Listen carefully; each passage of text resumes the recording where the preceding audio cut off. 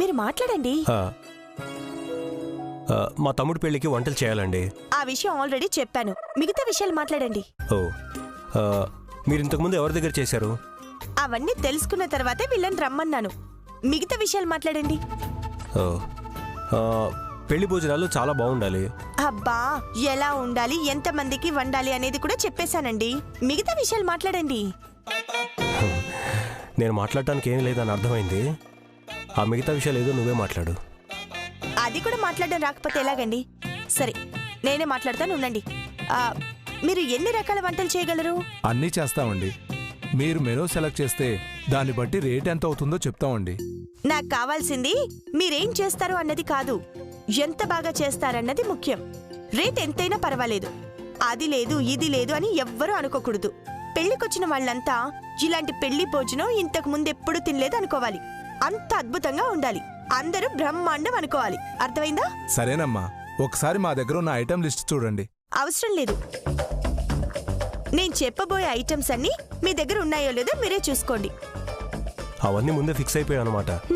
పెళ్లి ఫిక్స్ అయిన తర్వాత మిగతా విషయాలు ఫిక్స్ అవ్వకపోతే ఎలాగండి? మీరు రాసుకోండి.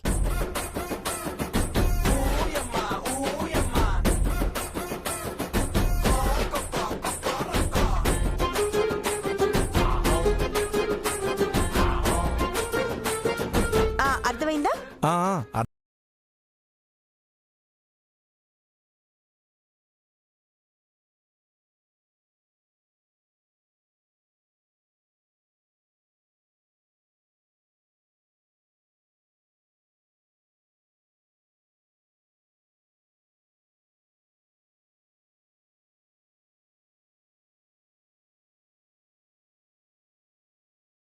ఇష్టం వదినా.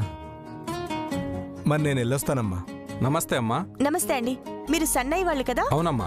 కూర్చోండి, మీరు వెళ్ళండి. నమస్కారం అయ్య గారు. నమస్తే, కూర్చోండి. రామరాజు గారి ముందు గౌరవం అనేది మనసులో ఉంటే మాటల్లో చేతల్లో మర్యాద ఉంటుంది. పర్లేదు, మీరు కూర్చోండి. పర్వాలేదు, కూర్చోండి, మాట్లాడండి. నేను మాట్లాడిన తర్వాత నువ్వు మాట్లాడితే నేనెందుకు మాట్లాడానా అనిపిస్తుంది. నువ్వు మాట్లాడిన తర్వాత నేను మాట్లాడితే నీలాగా నేనెందుకు మాట్లాడలేకపోయానా అనిపిస్తుంది. నువ్వు చెప్పడం నేను వింటమైతేనే కరెక్ట్గా ఉంటుంది సీత. అంతేగా? అంటే అంతే కదన్నయ్య. వదినన్నీ ఫిక్స్ అయిపోయింది కాబట్టి మనం ఏం మాట్లాడినా వేస్ట్ అన్నయ్య. రేయ్, అలాంటివేంట్రా? వదిన చెప్పిన తర్వాత మనం చెప్పాల్సింది కూడా ఉంటుంది కదా. ఏం చెప్పడం అన్నయ్య? బాగుందని చెప్పాలి కదరా.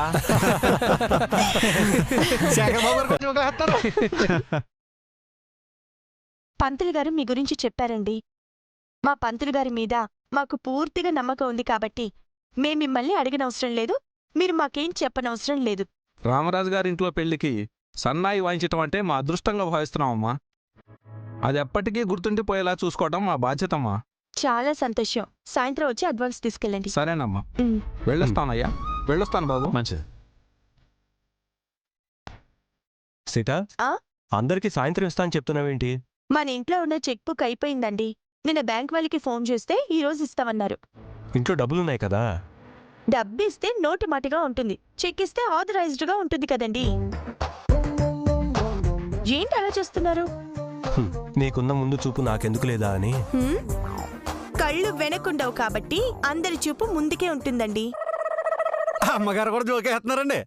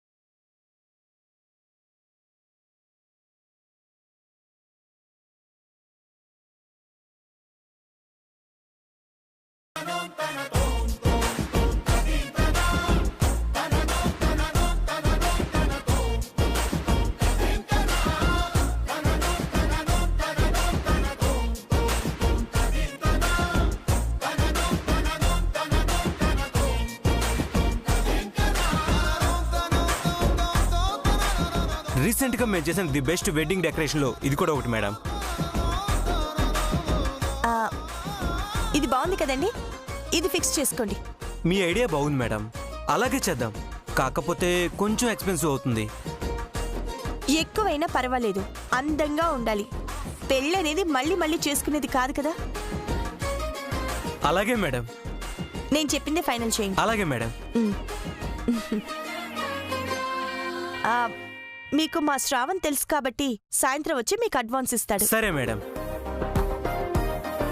సరే మేడం, వెళ్తాను. ఒక్క నిమిషం, సంగీత్ కూడా ప్లాన్ చేస్తున్నాం. దానికి సపరేట్ గా స్టేజ్ ఎలా ఉండాలి, డెకరేషన్ ఎలా ఉండాలన్నది ఆలోచించి తర్వాత మీకు ఫోన్ చేస్తాను. అలాగే మేడం, వస్తానండి. మంచిది.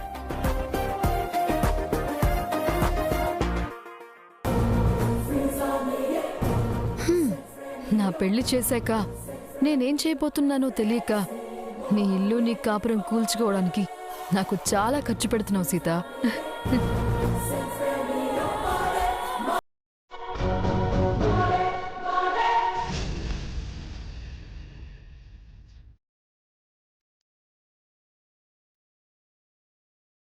రేయ్, ఏంట్రా ఇది? నేను ఊరు వెళ్ళిపోదాం అనుకుంటున్నానండి. అదేంట్రా వెళ్ళిపోతానంటావేంటి? మీ పెళ్ళేమో సీతారాముల కళ్యాణం నాడు చాలా గొప్పగా జరిగిందండి.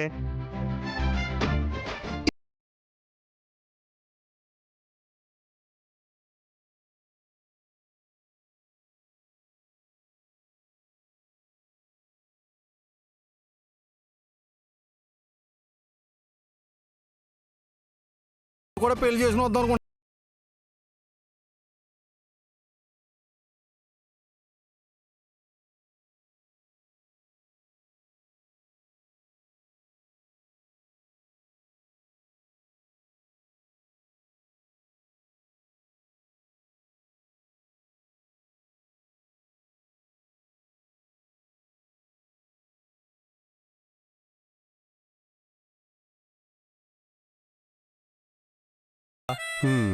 అవునండి, మారుతి కూడా ఒక మంచి అమ్మాయిని చూద్దాం. ఒక మంచి అమ్మాయిని చూశాను సీత, కానీ ఆ అమ్మాయికి ఆల్రెడీ పెళ్ళైపోయింది. అలాంటి అమ్మాయి మళ్ళీ దొరకటం కష్టం. ఎవరండి ఆ అమ్మాయి? హీరోయిన్ సమంత. వీడికిచ్చి చేద్దాం అనుకున్నాను, కానీ తొందరపడి నా చైతన్యం చేసేసుకుంది. బాబు వెళ్ళిపోతానండి. నేను ఉండండి, నేను ఉండండి.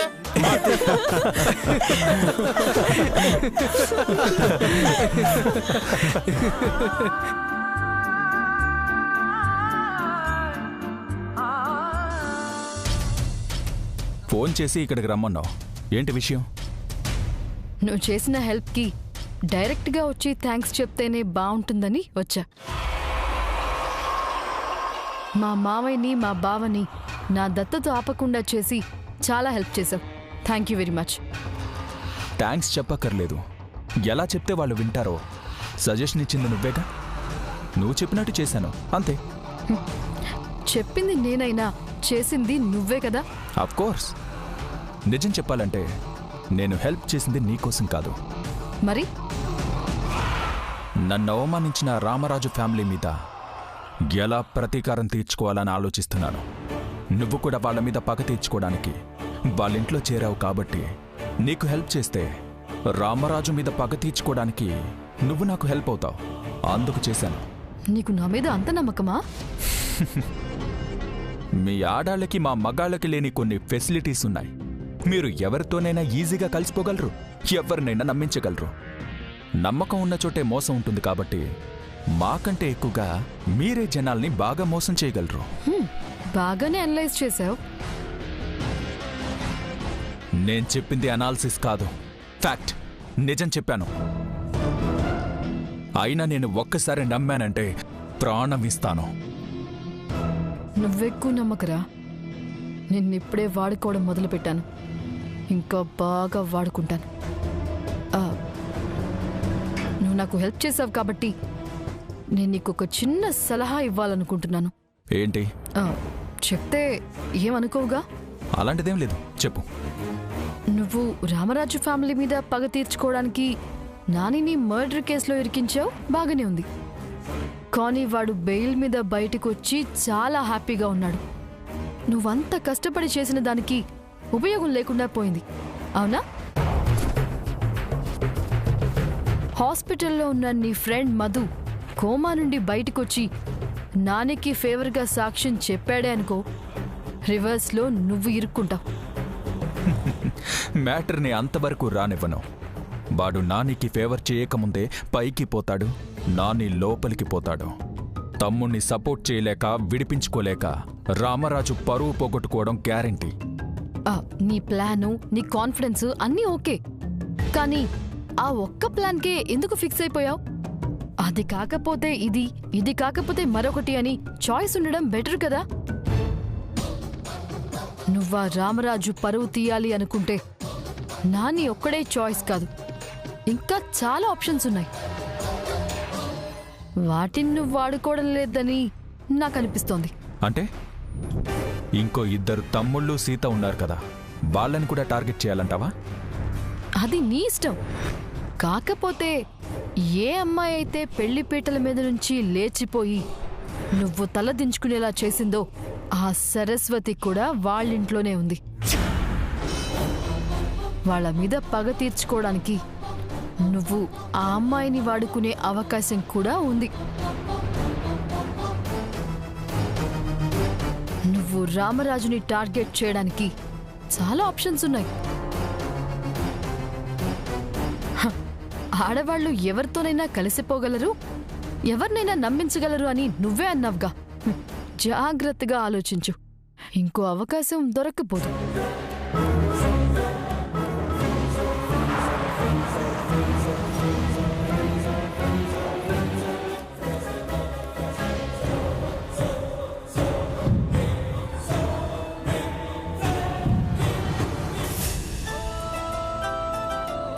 అయ్యగారండి, నేను వెళ్తున్నానండి. అదేంటి వచ్చిన గంటకే వెళ్ళిపోతానంటున్నావు? కొంచెం పనుందండి. రై, పనున్నప్పుడు ఎందుకు రావచ్చో? పక్కన నార్మల్కి నీళ్ళు పెట్టేసి వెళ్ళిపో. అంత టైం లేదండి. ఈరోజు మా ఆవిడ్ని సినిమాకి తీసుకెళ్తానని చెప్పానండి. వెళ్ళాలండి. పని అంటే ఏదో అనుకున్నాను. సినిమాకి ఈరోజు కాకపోతే రేపు వెళ్ళొచ్చు కదా. పొలం ఎండిపోతుంది, ముందు నీళ్ళు పెట్టు. నిన్నే కదండి పెట్టాను. 2 రోజుల వరకు తడి ఉంటుందండి. రేపు పెడతానండి. రేయ్, పని మానే సినిమాకి వెళ్ళడం అంత అవసరమా? తర్వాత వెళ్ళొచ్చుగా. అది కాదయ్య గారు, కొత్త సినిమా మొదటి రోజు చూడకపోతే మా ఆవిడ ఫీల్ అయిపోద్దండి. అందుకే చూపిస్తానని మాటిచ్చానండి. నేను వెళ్తున్నానండి. రేయ్, ఈడేంట్రా పని కన్నా ఆడి పెళ్ళానికి సినిమా చూపించడం ముఖ్యం అన్నాడు. యుద్ధం వస్తే తప్పించుకోవచ్చు కానండి, పెళ్ళాల కోపం వస్తే ఆ దేవుడు కూడా తప్పించలేడండి. అవునండి, 100 కోట్లు సంపాదించడం గొప్పతనం కాదండి, పెళ్ళాల కోపం రాకుండా చూసుకోవడమే మగతనం అండి. రేయ్, నోటుకొచ్చినట్టు వాక్కో. నిజమండి బాబు. సాధారణంగా సత్యాక నరకానికి వెళ్తారండి. ఈ పెళ్ళాల కోపం వస్తే బతికుండగానే నరకం చూపిస్తారండి. అవునండి, ఆడవాళ్ళని సంతోషపెట్టడానికి బెంజి కార్లు, బంగారు కుర్చీలు ఇవ్వక్కలేదండి. సరదాగా షికారికి తీసుకెళ్తే సంతోషపడిపోతారండి. మూరడ మల్లెపూలు సంతోషంగా మాట్లాడితే కరిగిపోతారండి. అవునా? మరి ఆడాళ్ళని అర్థం చేసుకోవడం బ్రహ్మతరం కూడా కాదంటారు కదరా. పాపం వాళ్ళ గురించి అలా అంటారు కదండి. ఆడోళ్ళు చాలా మంచోళ్ళండి. వాళ్ళకుండే చిన్న చిన్న సరదాలు తీరితే చాలండి మా ఆయన బంగారం అంటారండి. వాళ్ళకి కోపం రాకుండా చిన్న చిన్న కానుకలు ఇచ్చారనుకోండి, మా ఆయన దేవుడు, మా ఇల్లు స్వర్గం అనుకుని పొంగిపోతారండి. వాడికి ఆ విషయం తెలుసు కాబట్టి పెళ్ళం కోరిక తెచ్చడానికి వెళ్ళిపోయి ఉంటాడండి. రేయ్, నీకు ఆడాళ్ళ గురించి ఇన్ని విషయాలు ఎలా తెలుసురా? ఇలాంటి విషయాలు తెలుసుకోవడానికి అనుభవం అవసరం లేదండి, కొంచెం లోకజ్ఞానం ఉంటే చాలండి. అది మన ధర చాలా ఉంది. నీకు అంత లేదులేరా. చూడండి, మిమ్మల్ని ఇష్టపడే అమ్మాయికి చిన్న గిఫ్ట్ కొని ఇచ్చారనుకోండి, ఎంత పొంగిపోతారో మీకే తెలుస్తుంది.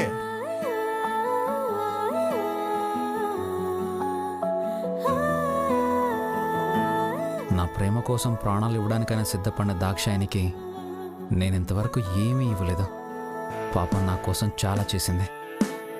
దాక్షాయనికి ఏమైనా ఇవ్వాలి. ఏమి ఇవ్వాలబ్బా?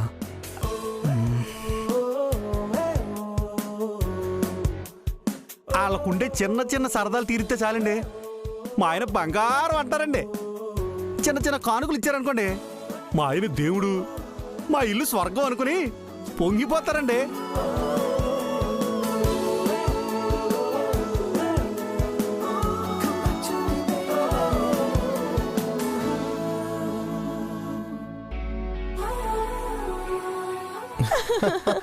ఇదిగో సరస్వతి, సంగీత్లో నువ్వు చేసే డాన్స్ స్పెషల్ అట్రాక్షన్ కావాలి. నువ్వు చేయాలి, అర్థమైందా? నేనా? నువ్వే. వద్దక్క. ఏ ఇన్స్టిట్యూట్ వాళ్ళకి డబ్బులు ఇచ్చి మరీ అక్కడ చేస్తావు గానీ ఇంట్లో ఫంక్షన్కి చేయవా? నువ్వు చేయకపోతే నీ చీర గజ్జలు కట్టుకుని వచ్చే వాళ్ళందరూ పారిపోయేలా నేను చేస్తాను.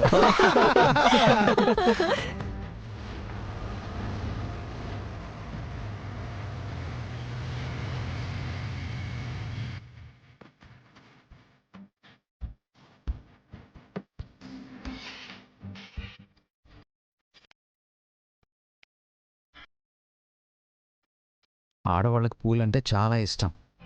ఖరీదైన గిఫ్ట్ల కన్నా 3 మల్లెపూలు ఇస్తే మురిసిపోతారు. నీకోసమే తీసుకొచ్చాను దాక్షాని.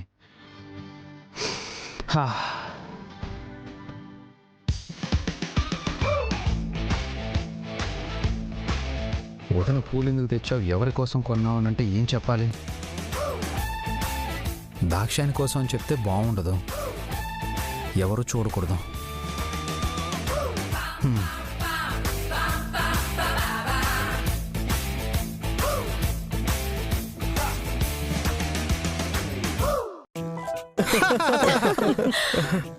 శంకర్, అందరూ నీ పెళ్లి విషయాల గురించి మాట్లాడుకుంటుంటే నువ్వు సైలెంట్ గా వెళ్ళిపోతున్నావేంటి? అబ్బే ఏం లేదు నా, స్నానం చేసి బట్టలు మార్చుకొద్దామని.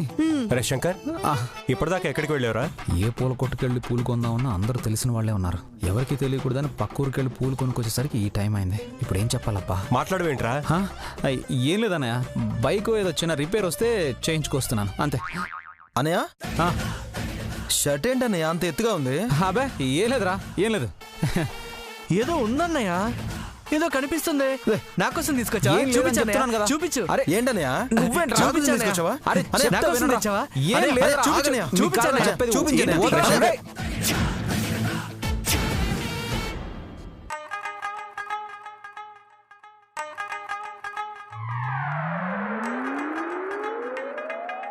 రే శంకర్, మల్లెపూలు తీసుకొచ్చావేంట్రా?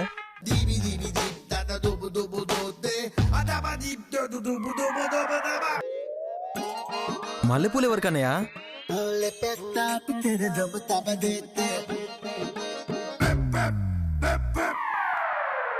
బాబు గారికి చెప్పానో లేదో తెచ్చేసినట్టున్నారే.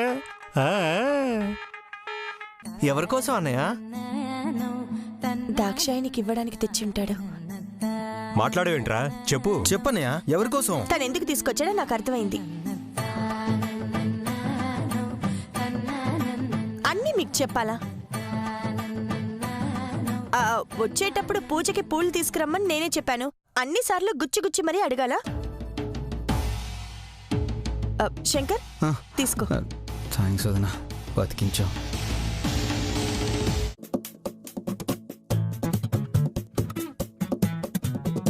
వదినా, అన్నయ్య పూలు పూజకి తీసుకొస్తే కవర్లో తీసుకురావాలి గాని షెడ్ లోపల పెట్టి తీసుకురావడం ఏంటి వదినా? శ్రావణ్, అవన్నీ నీకెందుకు? వెళ్ళు.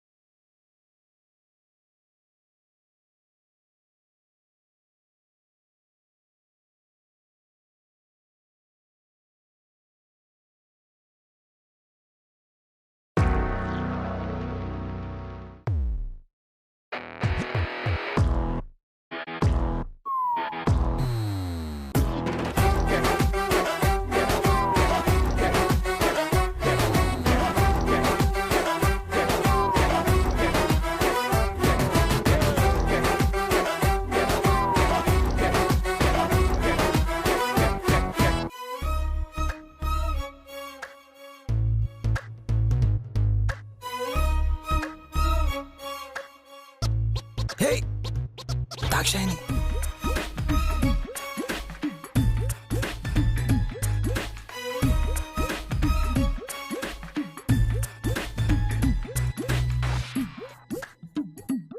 దాక్షాయిని